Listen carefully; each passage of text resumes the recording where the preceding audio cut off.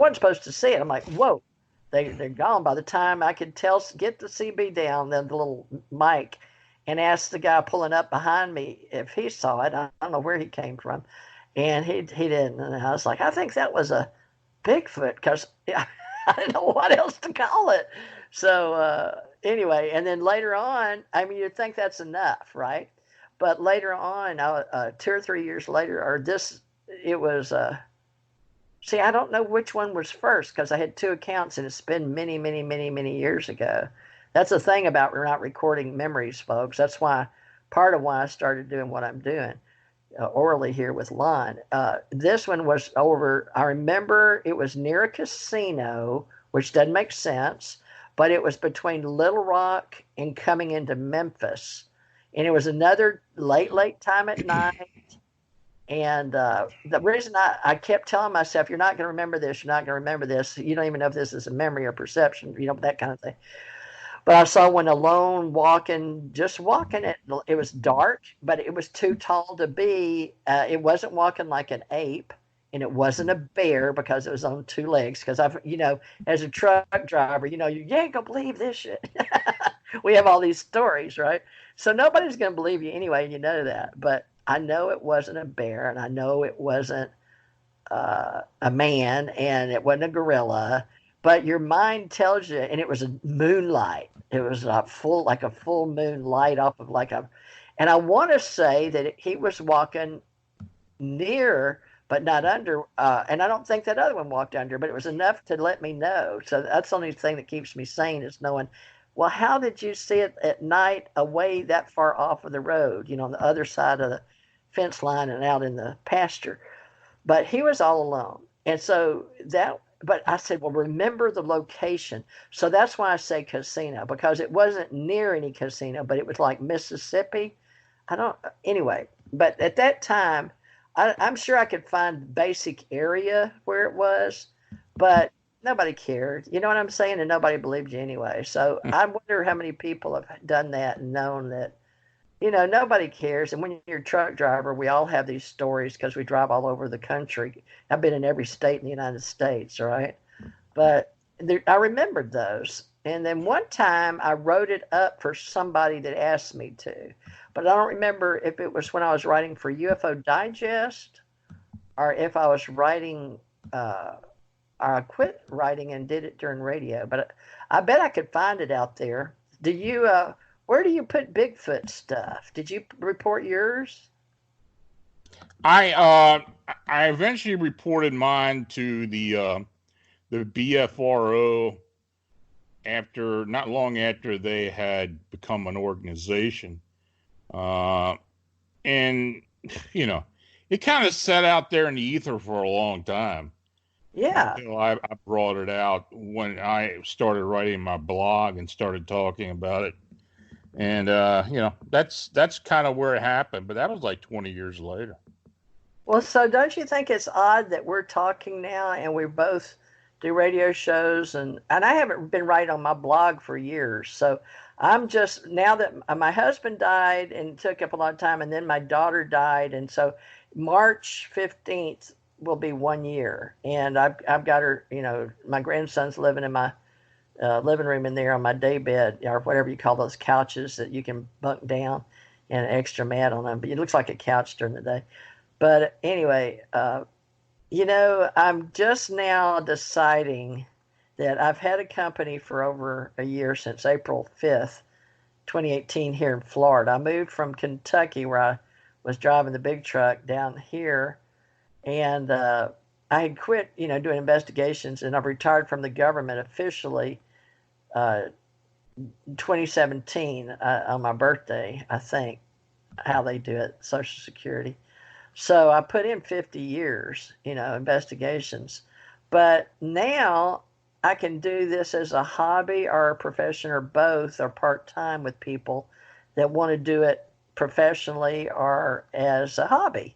So I'm just starting it, and you're my first person, my first intake. Now look how strange this is. I left it up to the universe, and you're what was found. And immediate psychic hit going, tell me something. And you had the first thought was, well, the first thought was, why am I getting in touch with you? But then the psychic hit on the. Now I didn't know you were from Gettysburg, but that war, that's a hit, Civil War, and then I didn't know you had a Bigfoot. So now we've got two things. Well, more than that, I'm looking forward to seeing people in the future. What do we really know about each other? And why are we who we are? And why do certain people have certain experiences and others don't? Does that make sense to you? Yeah, I mean, like I said before, it's, I don't know. I guess it's each person has their own way of determining that. I have had the ability, or maybe it's coincidental, that I've contacted or been in contact with people who are a lot like me, or who kind of stumble upon me for whatever reason. Maybe that's what happened to you. I don't know. You really don't? No, You haven't written a book on that? nope. No, I I haven't haven't. either, but let's do something. There's something here, Lon. I don't know, because I mean, I watch TED Talks, I watch History Channel. The only I've ever been to an event was as a consultant on pyramids, where I thought I was going for the UFO MUFON business. So surprise! So I mean, the one time I think, oh, I'm going to get involved with the UFO world, because it was close to me retiring, But I was doing radio, TJ Morris ETRadio, to help another friend of mine in Hawaii that was keeping up my Ascension Center for spiritual. We do more, Reiki. How would you say it? It's this day and time they call it like a new age, but it was like I helped endorse chiropractic and yoga and seeing auras and chakra balancing and the realms and teaching, because I learned that on my spiritual path while I was in Hawaii, right? So there's Mm. a few little introductions to my spiritual path. So to me, it was like my ministry. I wrote music, and I helped people in the music industry and joined Country Music Association and Broadcast Music Incorporated, and I did all that. But that was a hobby. But I became a producer with International Bluegrass Music Association and helped the Bill Monroe Foundation. Got one of the first certificates as a plank owner for Bill Monroe Foundation, bluegrass music. But what I was learning, that when all these different things I was doing, I said, well, let's do them all together. So we had events. So then I became an event planner and organizer for Ohio County, and we had it at the county fair. So, but we didn't talk about Bigfoot to everybody, but I did get to talk to somebody that called me once, where I was writing for the local newspaper, so I started writing what the people did. And so I formed Ace Folklife in 2003, and with my husband and mother, because mother was a writer. And I had some people that told me about sitting at the old, they would have these old roads. I don't know if you got them in Pennsylvania, surely like Gettysburg, where they had the old wagon wheels, and then they Hmm. had where the water, you'd stop and water the horses. And down one of those was on my husband's father's land, 35 acres. And it had a history there, and I got all interested. George Washington. There was all kind of interesting history there. So this family came and told me about watching a Bigfoot. So, I broke down as a truck driver, and they said they saw a UFO over my house every night. And this lady would get up and drink coffee, watch out her window before 5:30 in the morning before dawn to watch this UFO come over my house. And I was like, really? So I thought she was wacko. Turned out she wasn't. She just, because some other people said the same thing. So I don't know, but I didn't really write that down, but I did listen to her story of Bigfoot behind the trees that would be drawn to the music. They were out in this land where the old wagon. She took me to it. I literally, I didn't do a full investigation. I just did a on-site, boots on the ground, take me there kind of thing, and the trees were still there. There's a huge trees where this old coal, the men would come, and there was a bell where you'd ring the bell for food, or if the women were there and knew that had an accident in the coal mine. Very interesting. But she said that it was common knowledge, but they couldn't talk to them.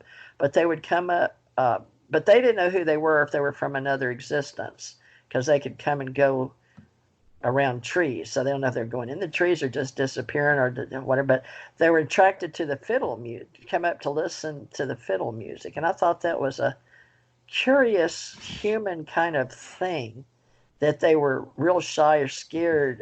But the people said in the coal mine business, back in the day when they had wagons, and her parents told, and she was a little girl, she's dead now, but that back in the day, they believed in those, they didn't call them Bigfoot. I don't know what they called them, but they had a name for them. But they didn't. Where did the name Bigfoot come from anyway? That came from a timberman out in the Pacific Northwest who saw several of the tracks, and he referred to it as a Bigfoot. And now, that's how the name caught on. Oh, because of the foot thing. The Gigantopithecus. Now, is that really like the Yeti story comes from our ET stories? Because in one of my old, I don't know what you call it, memories, perceptions, DNA, I don't know what you want to call it, past lives is the way we say it in the Oracle business. But up in where the flags are, Tibet, I have a past life with a guy that he doesn't necessarily agree or remember it. So, but I had to tell him because he became a friend of mine in this reality. I didn't have to tell him, but I was compelled. So like I told you, I can't explain it. It's like blah, but I know you're not supposed to do that as a psychic reader or anything, but we don't charge for what we know. What we charge for is our time. And then I learned in the government and the entertainment industry, you can charge like $1, $2, or $3 a minute. They used to outlaw it or something in all the states, and then they decided to let it in back in the day when I was teaching it and training. But I was trying to tell him, because he hated psychics. He worked with psychics. He wanted to believe them, but he didn't believe them because he was a magician, and all magicians think, you can prove everything like Penn and Teller or something, And he worked in Las Vegas, so he had some ET things he was interested in, but he didn't believe in those either. So he was having a hard time spiritually with his Eckankar background. But they taught him how to leave his body, so he learned how to leave his body and have out of body. So I learned in the last 8 or 10 years that people that want to but don't, they're sort of like me. We're real skeptics. But I was trying to tell him about these Yeti that in my reality, in this dimension, the history of knowing your history years, hundreds, thousands of years ago, like I have a memory in Egypt too, is the fact that one of my memories was coming down in a UFO, and it crashed me with 2 other guys. And I taught the people, this is just a memory, so I taught people how to put their bodies and take everything out and wrap them in gold like salt, dry them out and put them in gold, and then wait for us to be rescued. That sounds weird now saying it with you, but that was a Yeti story, so I had the word Yeti, but to me they were extraterrestrials, because they were there to protect. It was some kind of war going on, but they were up there to protect until the people that we would return, right? So I'm not sure what happened to me after that, but that is a real story in my head, like a episode on X-Files. But so I started looking what Yeti meant, like Gigantopithecus. But do you have a team or anybody that works with that group, or that? What would you call that? A discipline, or? What's that? Hobby, right? It's not a profession, right? It's a hobby. I hate calling it a hobby. I think we're enthusiasts, but we're also those people who want to seek the truth, who want to find out what's really going on. It's almost like a deep-seated obsession, I guess. I don't really call it a hobby. I'm really having trouble here, because I know what people are telling me, that we want to grow our alien contact organization. We want to grow our UFO association, but I'm having all these fights among event planners or events and people that want to get to the brass tacks and those that want to be like